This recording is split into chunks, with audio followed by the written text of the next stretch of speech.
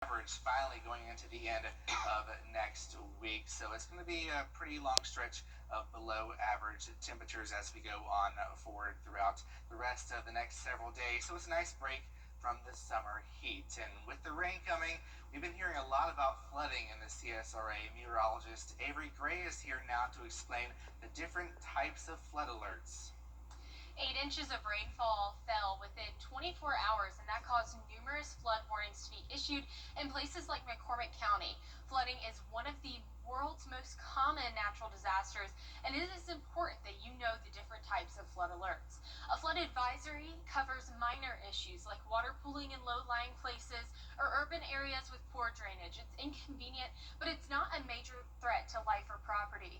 A flood watch means that conditions are likely for flooding. It's just not happening yet, but it is important to stay alert.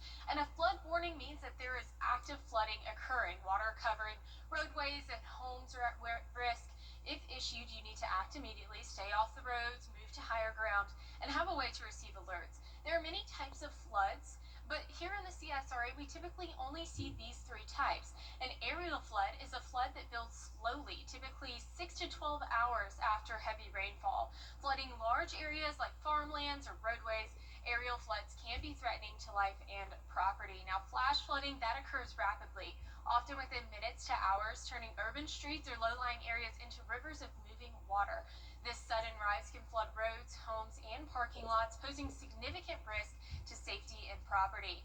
Here in the CSRA, we have many rivers, and river floods can be dangerous. River flooding occurs when rivers, creeks, or streams crest above the flood stage after prolonged rainfall, typically impacting those closest to the body of water. All kinds of weather, from rain to snowmelt, can bring the risk for flooding, so it's important you understand what types of flooding there are so you can take appropriate action. Back to you guys. Thank you so much, Avery. So, when the going gets tough, how do you handle the added stress? Good question. Coming up, what some adults in China are using and say actually helps.